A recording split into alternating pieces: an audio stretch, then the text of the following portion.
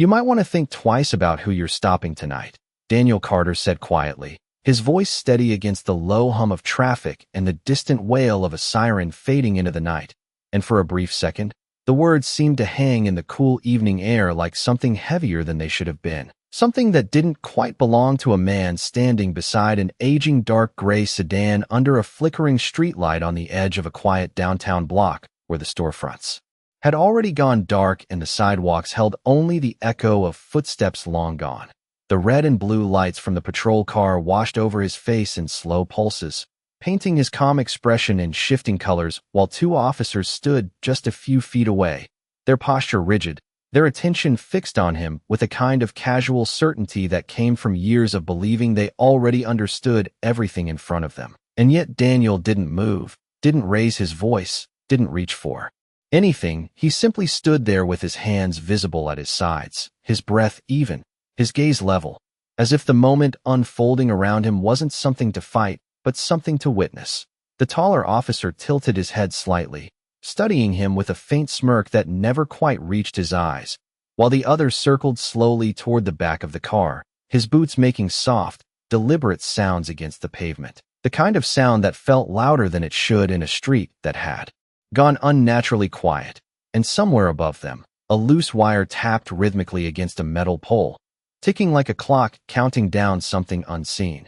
Daniel's car door remained closed, the engine off, the interior dim except for the faint glow of the dashboard still holding onto the last trace of life.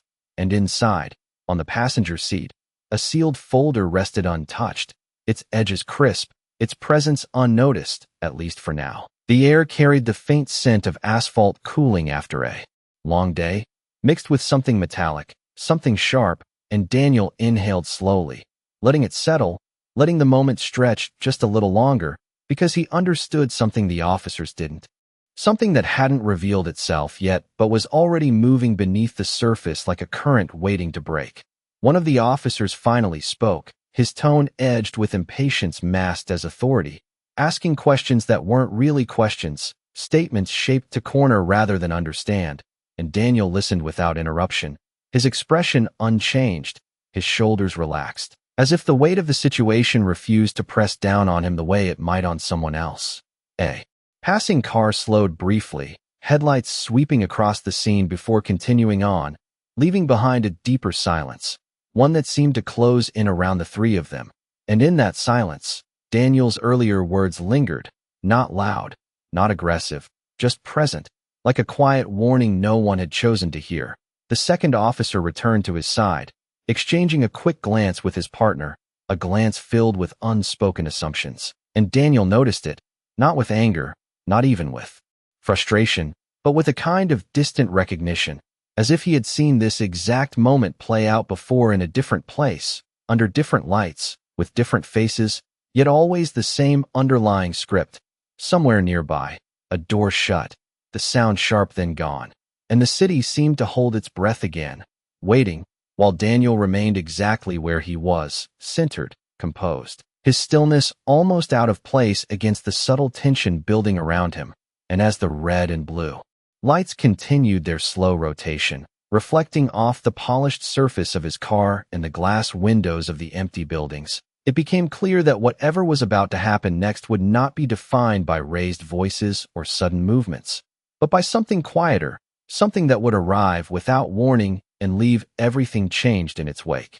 Daniel Carter had learned a long time ago that silence could say more than resistance ever would, and as the officers continued to speak around him, their voices overlapping in that controlled, procedural tone that sounded official but felt rehearsed, he let the moment unfold without interruption, his eyes briefly shifting toward the reflection in his car window where the flashing lights distorted his image into something fragmented and distant, as if even the glass could not quite decide who he was supposed to be in this moment.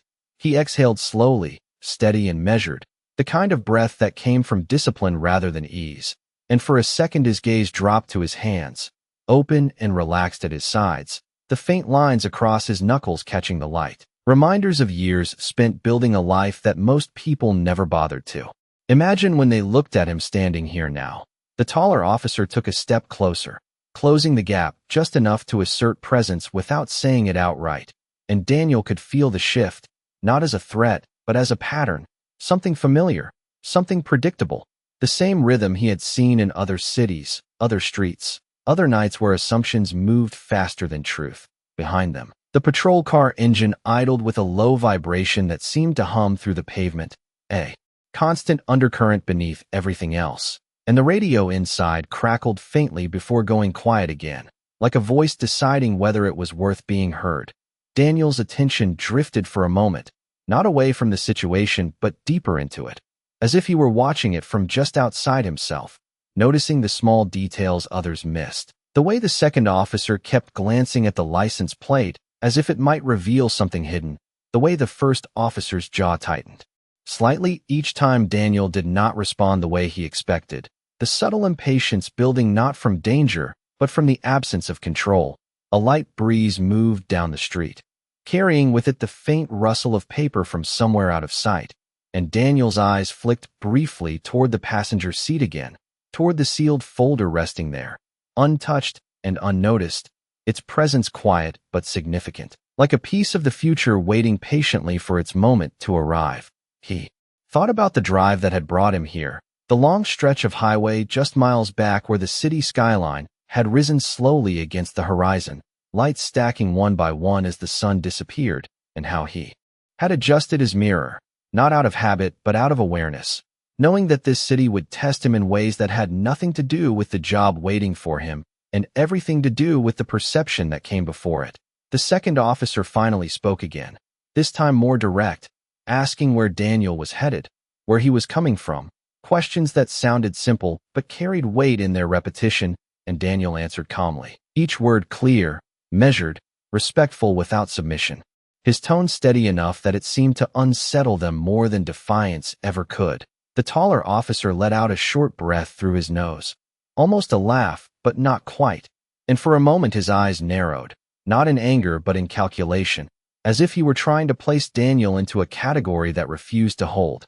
Somewhere in the distance, a car horn echoed once and faded, and the city resumed its quiet observation, watching without interfering, while Daniel remained exactly where he was, grounded in a stillness that did not come from passivity but from control, a control that extended beyond the moment into something larger, something that had not yet been revealed but was already shaping the outcome.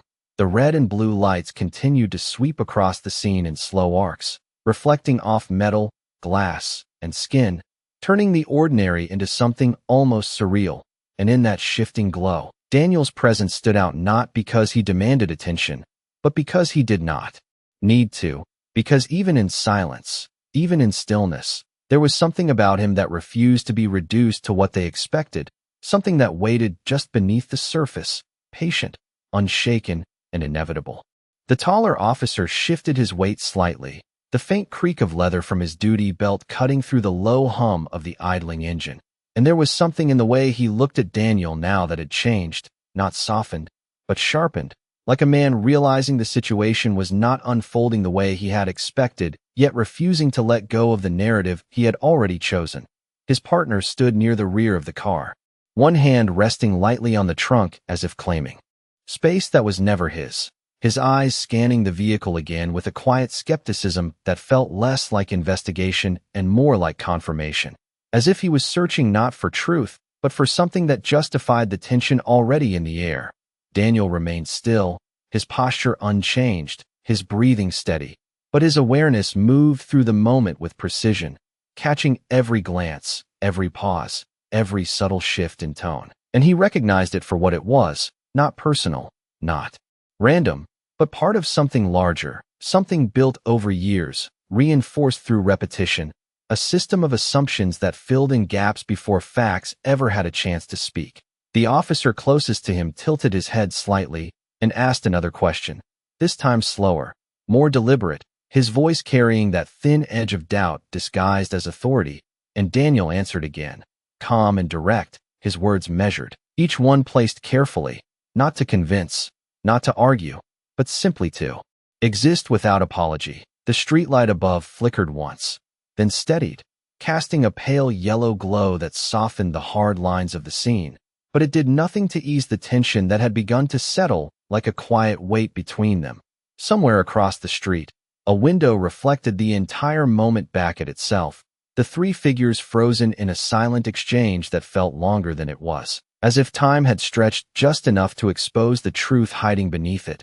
The second officer stepped forward now, closer than before, his presence filling the space with an unspoken pressure, and for a brief second, his eyes dropped to Daniel's clothing.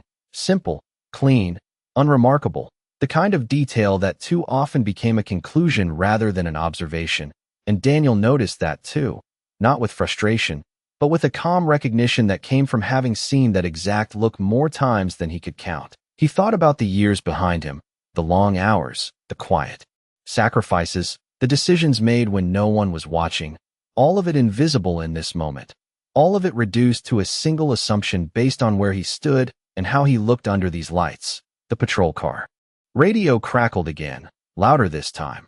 A burst of static followed by a clipped voice that started to form words before cutting out, leaving behind a lingering silence that felt heavier than before, and both officers glanced toward it instinctively, their attention pulled away for just a fraction of a second before returning to Daniel, as if the interruption had reminded them of something they could not quite place. Daniel's gaze followed that movement, not curious, not concerned, just aware, his expression unchanged. But beneath that stillness was something else, something steady and grounded, like a foundation that could not be shaken by surface tension alone. The taller officer exhaled slowly, his shoulders tightening just slightly, and then he spoke again, this time with less patience, more insistence, his words pressing forward as if trying to force the situation into clarity. But clarity did not come, not yet, because the truth was still waiting, still just out of reach, and Daniel knew it, not as a hope, but as a certainty. The red and blue lights continued their slow rotation, washing over the scene again and again, turning seconds into something that felt suspended, and in that suspended moment, Daniel Carter stood as he had from the beginning, composed, unshaken, his silence no longer empty, but filled with something the officers had not yet recognized, something that would soon shift everything they thought they understood about the man standing in front of them. The moment stretched just a little further, long enough for the tension to settle into something heavier than simple questioning, and Daniel Carter understood that the line had already been crossed, not through action but through assumption, through the quiet decision the officers had made before he ever spoke. And still, he did not resist it. He did not raise his voice or step back. Instead, he did something that unsettled them more than defiance ever could.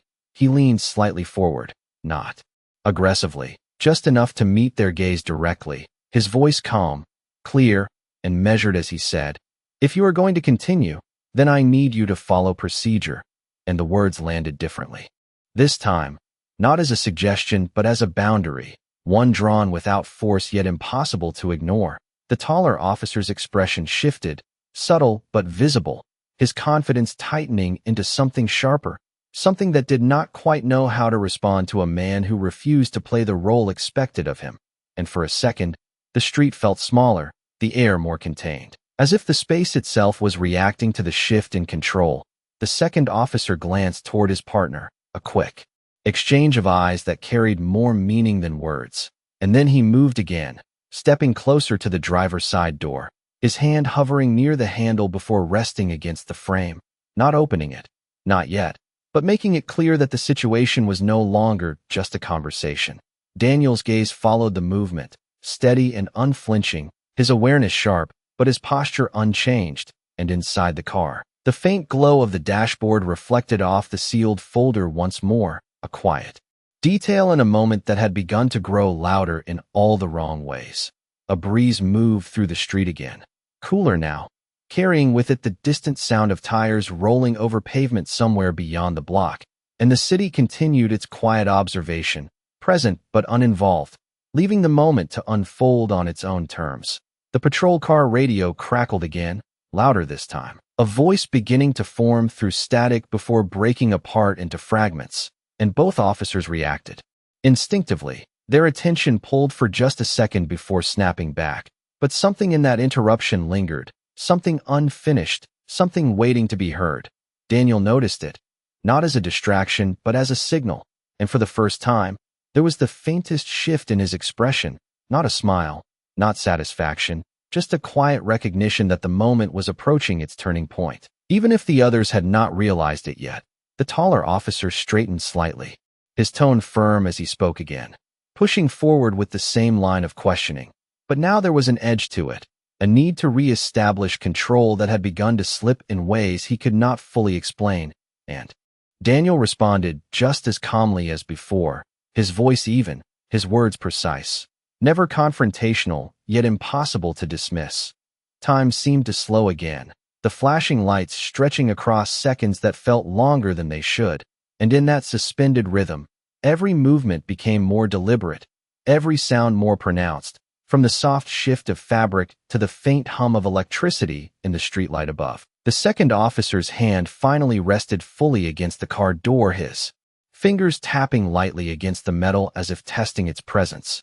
And Daniel let the moment sit, let the silence build around it, because he understood something they did not. That control was not about force, it was about timing, about knowing when to speak and when to wait. And right now, waiting held more power than anything else. The radio crackled once more, sharper this time, the voice on the other end clearer, closer to breaking through, and the officers hesitated, just for a fraction of a second. But it was enough to shift the balance ever so slightly, enough to signal that something beyond this street, beyond this moment, was about to enter the scene. Daniel remained exactly where he was, grounded, composed, his presence steady against the rising tension. And as the sound from the radio began to form into something recognizable, something specific, it became clear that whatever came next would not be controlled by assumptions or appearances, but by truth. And truth had a way of arriving at exactly the moment it was needed, no sooner, no later, just in time to change everything. The radio finally broke through with a sharp burst of static that cut cleanly across the silence, the kind of sound that demanded attention whether you wanted to give it or not. And both officers turned toward it instinctively, their focus pulled away from Daniel Carter for just a second. But it was enough to fracture the rhythm they had been holding on to. The voice that followed was clearer now, firm, controlled, carrying the weight of command even through the distortion of the speaker. But the words themselves were still partially lost, swallowed by interference, forcing the taller officer to step back toward the patrol car, one hand reaching for the radio as if trying to pull the message closer, to make sense of something that refused to arrive cleanly. Daniel remained where he was, unmoving, his eyes tracking the shift without urgency, without curiosity, just awareness, as if he already understood that whatever was being said was not random, not incidental, but connected, tied directly to the moment unfolding around him. The second officer hesitated near the car door, his fingers still resting lightly against the metal, but his attention now divided, pulled between Daniel and the radio. And for the first time, there was a flicker of uncertainty in his posture, subtle, almost invisible, but real. The voice on the radio came through again, stronger this time, cutting through the static with more clarity, and though the full message was still just out of reach, a single word landed clearly enough to shift the air, a name, spoken with precision, with recognition, and Daniel heard it, not with surprise, not with relief, but with the quiet confirmation of something he had been waiting for without ever needing to check the time. The taller officer frowned slightly, repeating the name under his breath as if testing it, trying to place it, and then he glanced back toward Daniel, his expression tightening in a way that had nothing to do with authority and everything to do with doubt. The street seemed to hold its breath again, the distant sounds of the city fading into the background as the moment narrowed, focused, every detail sharpening as if drawn into a single point. Daniel shifted his weight slightly, not stepping forward, not stepping back, just adjusting, grounded, present, his calm unbroken, his voice absent because it did not need to fill the space. Not yet.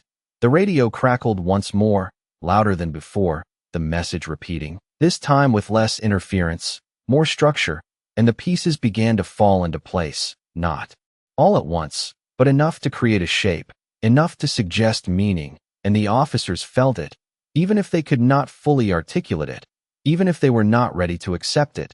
the second officer, withdrew his hand from the car door, the motion small but significant, a quiet retreat from a position that no longer felt as certain as it had moments before, and he glanced at his partner again, this time not for confirmation, but for direction, for something solid to hold on to as the situation began to shift beneath them.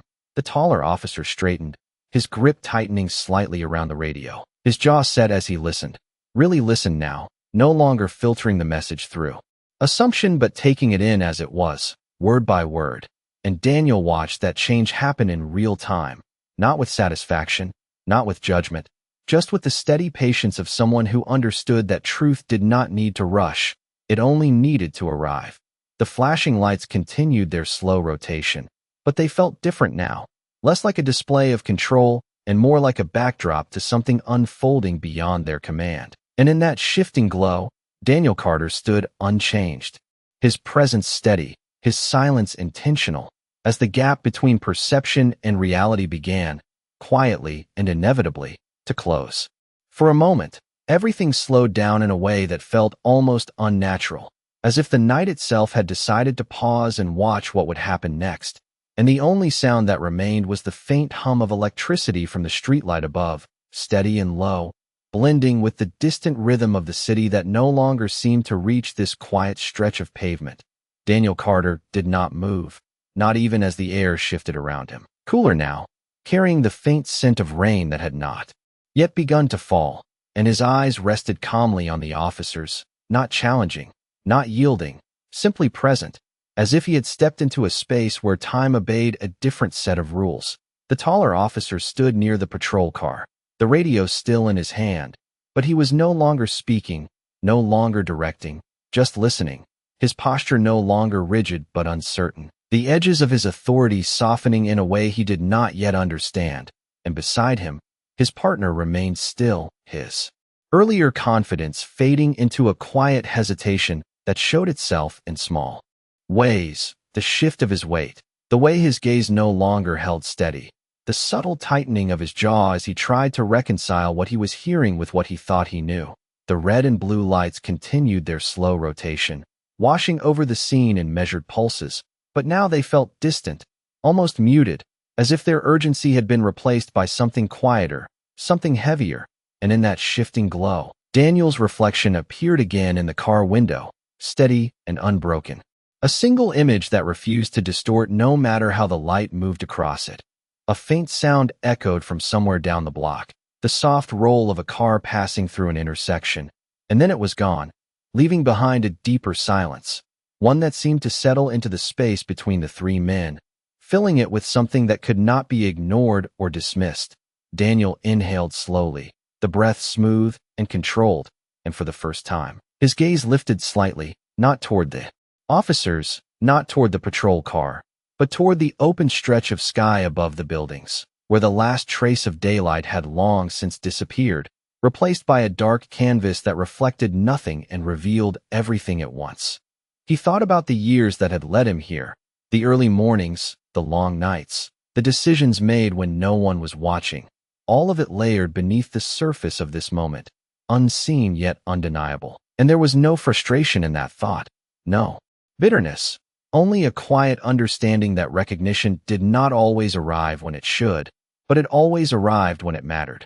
The radio remained silent now, its earlier urgency replaced by a stillness that felt deliberate, as if the message had been delivered and the rest was left to unfold on its own, and the officers stood there within that silence, no longer in control of it, no longer shaping it, just existing inside it, waiting without knowing what they were waiting for. Daniel's hands remained at his sides, relaxed, open, his posture unchanged, but there was something about him now that filled the space more completely than before, not through movement or words, but through presence alone. A presence that did not demand attention yet commanded it without effort. The streetlight above flickered once more, briefly dimming before returning to full brightness, and in that momentary shift, the scene felt suspended, held between what had been and what was about to be revealed, and Daniel Carter stood at the center of it, calm, grounded, his silence no longer just restraint, but something stronger, something deliberate, something that carried the weight of truth even before a single Word was spoken, and as the night settled around them, it became clear that the moment of realization was no longer approaching. It had already arrived, quietly, completely, and there was no turning away from it now. The silence did not break all at once. It shifted, slowly, like something unseen moving beneath the surface. And then the radio came alive again, not with static this time, but with clarity, sharp and unmistakable, the kind of voice that carried authority without needing to raise its volume. And the words landed clean, deliberate. All units, be advised, Captain Daniel Carter has arrived in the district. Confirm visual and report status. And for a fraction of a second, the night itself seemed to freeze around them, the sound hanging in the air like a line drawn between what had been assumed and what was now undeniable. The taller officer did not move immediately, his hand still wrapped around the radio, but his grip loosened slightly, almost imperceptibly, as the meaning of the words began to settle in, not all at once, but in pieces, each one heavier than the last, and his eyes lifted slowly, finding Daniel again. But this time the look was different, stripped of certainty, replaced by something closer to realization. The second officer blinked once, then again, his gaze shifting between his partner and the man in front of them, as if trying to reconcile two versions of reality that refused to align, and the tension that had filled his posture only moments ago now unraveled quietly, leaving behind a stillness that felt uncertain, exposed. Daniel Carter did not react immediately. He did not step forward or speak or correct them. He simply stood there, his presence unchanged, his calm intact, allowing the weight of the moment to settle naturally, without force, without urgency, because truth did not need to announce itself. It revealed itself in the space between understanding and silence. The red and blue lights continued their slow rotation, but they no longer defined the scene. They simply existed within it, reflections bouncing off metal and glass as the balance of power shifted without a single raised voice. The taller officer swallowed. Subtly, the movement small but visible, and then he looked down at the radio again, as if hoping the message might change, might correct itself. But it did not. It remained exactly what it was, clear, precise, undeniable. And when he looked back up, the space between him and Daniel felt different, no longer a line of control, but a distance filled with something he had not anticipated, something he had not prepared for. The second officer took a step back without realizing it, his foot scraping lightly against the pavement, the sound quiet but sharp in the stillness, and his eyes dropped briefly before lifting again, this time not searching, not questioning, but acknowledging, even if the words had not yet formed. Daniel's gaze remained steady, not cold, not forgiving, simply present, and in that presence was a kind of authority that did not rely on uniform or tone or position. It existed on its own, undeniable in its quiet strength. The air felt heavier now, not with tension, but with awareness, the kind that settles in when truth replaces assumption. And neither officer spoke, not because they did not have words, but because the moment had taken them somewhere words could not immediately follow.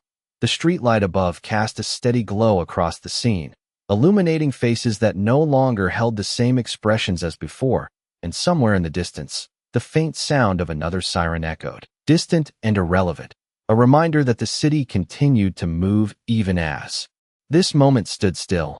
Daniel Carter finally shifted his weight slightly, a small movement, controlled, deliberate, and it was enough to signal that the silence had reached its end, not with confrontation, not with anger, but with something far more powerful, the simple, undeniable presence of truth standing exactly where it had always been, waiting to be seen. No one spoke at first, not because there was nothing to say, but because the weight of what had just been revealed settled too quickly, too completely, leaving no room for immediate response. And in that stillness, the taller officer finally took a slow breath, his shoulders rising and falling in a controlled motion that felt more deliberate than natural, as if he were recalibrating himself in real time. His grip on the radio loosened entirely now, his hand dropping slightly to his side, and when he looked at Daniel Carter again, the difference was unmistakable. The certainty that had once filled his gaze replaced by something quieter, something uncertain, something that carried the first trace of accountability. "Sir," The word came out slower than expected, not forced, not rehearsed, just unfamiliar in his mouth in this context, and he paused after it, as if unsure how to continue, as if the rest of the sentence required a version of himself he had not prepared to be tonight. The second officer shifted his stance, stepping back fully now, creating space that had not existed before, and his eyes lowered briefly before returning, no longer scanning, no longer judging, but acknowledging, the shift subtle yet undeniable. Daniel remained still, his posture unchanged, his presence steady, and he did not respond immediately, not out of hesitation, but intention, allowing the silence to hold just a moment longer, long enough for them to feel it, long enough for the realization to settle without interruption. The red and blue lights continued to rotate behind them, but now they felt distant, almost irrelevant, as if they belonged to a different version of the moment that had already passed. The taller officer cleared his throat quietly, a small sound that broke the stillness just enough to continue. And this time his voice came with more structure, more effort. We did not. We were not aware. And the words trailed slightly at the end, not because they lacked meaning, but because they lacked certainty, because awareness had already arrived too late. Daniel's gaze met his evenly, calm and unreadable, not dismissive, not welcoming, simply present. And when he finally spoke, his voice carried no edge, no raised tone, just clarity. That is exactly the problem. And the sentence landed softly, without force, yet it held more weight than anything that had been said before. The second officer inhaled sharply, almost inaudible, as if the words had reached him more directly than he expected, and he glanced toward his partner again, not for direction this time, but as if sharing the same realization, the same quiet understanding that something fundamental had just shifted. The taller officer nodded once, a small, controlled motion, his eyes lowering briefly before lifting again, and for the first time, there was no attempt to reclaim control, no effort to redirect the situation, only a recognition of what had already occurred and what it meant. Daniel did not move toward them, did not step back. He simply remained where he was, grounded in the same calm presence that had carried him through the entire encounter. And in that stillness, the difference between authority and power became unmistakably clear. A faint breeze passed through the street again, softer now, carrying with it the distant rhythm of the city returning to motion, and somewhere far off, another siren echoed briefly before fading, a reminder that the world continued beyond this moment, even as its meaning lingered here. The taller officer finally straightened fully, his posture no longer rigid but composed in a different way, and when he spoke again, his voice was quieter, more measured. We should have handled this differently. And this time, the words did not trail, they settled, complete, unguarded. Daniel held his gaze for a second longer, then gave the smallest nod, not as acceptance, not as dismissal, but as acknowledgement. And in that simple motion, the moment reached its resolution, not through confrontation, not through consequence, but through recognition, the kind that could not be undone once it had been seen. And as the lights continued to turn behind them, the silence that followed was no longer tense, no longer uncertain, but something else entirely, something steady, something real, something that would remain long after the night had moved on. The moment did not end with a command or a final word. It settled instead, quietly, like dust after movement, and Daniel Carter remained where he stood for a brief second longer, not out of hesitation, but out of awareness, letting the weight of what had just happened exist without interruption, without the need to shape it into something more. The officers stood across from him, no longer occupying the same space in the same way, their posture different now, not just physically but internally, as if something unseen had shifted beneath the surface, altering how they saw not only him, but the moment itself.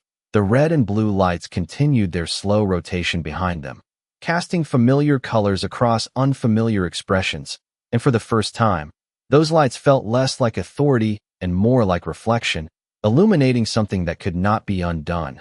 Daniel's gaze moved briefly past them, down the quiet stretch of street where the night had begun to return to its natural rhythm, the distant hum of traffic rising again, a faint breeze carrying the scent of cooling pavement and something softer beneath it, something almost like rain waiting just beyond the horizon.